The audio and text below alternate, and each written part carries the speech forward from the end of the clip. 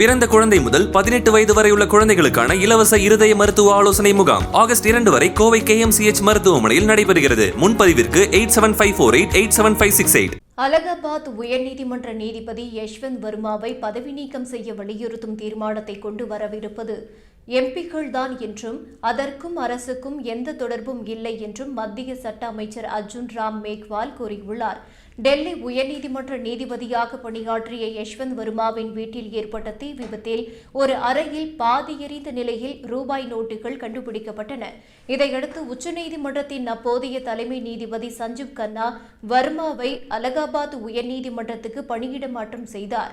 தலைமை நீதிபதி நியமித்த குழு தீவிர விசாரணை நடத்திய அறிக்கையின்படி பதவி விலகுமாறு தலைமை நீதிபதி அறிவுறுத்திய நிலையில் நீதிபதி வர்மாவை அதை ஏற்க மறுத்துவிட்டார். அதைத் தொடர்ந்து அவரை பதவி நீக்கம் செய்ய நடவடிக்கை எடுக்க குடியரசுத் தலைவருக்கும் பிரதமருக்கும் தலைமை நீதிபதி கடிதம் அனுப்பினார். இந்நிலையில் வரும் நாடாளுமன்ற மழைக்கால கூட்டத்தொடரில் நீதிபதி யஷ்வந்த் வர்மாவுக்கு எதிராக பதவி நீக்க தீர்மானம் கொண்டுவர உள்ளதாக தகவல் வெளியானது. இதுகுறித்து மத்திய சட்ட அமைச்சர் அர்ஜுன் ராம் மேக்வால் கூறுகையில், இந்திய தலைமை நீதிபதி சஞ்சீவ் கன்னா அமைத்த விசாரணை குழு தனது விசாரணை அறிக்கையை ஏற்கனவே வழங்கியுள்ளது. அந்த அறிக்கையுடன் உடன்படவில்லை என்றால் அதற்காக நீதிபதி யஷ்வந்த் வர்மா உச்சநீதிமன்றத்தையோ அல்லது உயர்நீதிமன்றத்தையோ அணுகினால் அது அவரது தனிப்பட்ட விஷயம். உச்சநீதிமன்ற அல்லது உயர்நீதிமன்ற நீதிபதி ஒருவரை பதவி நீக்கம் செய்ய நாடாளுமன்றத்துக்கு உரிமை உள்ளது.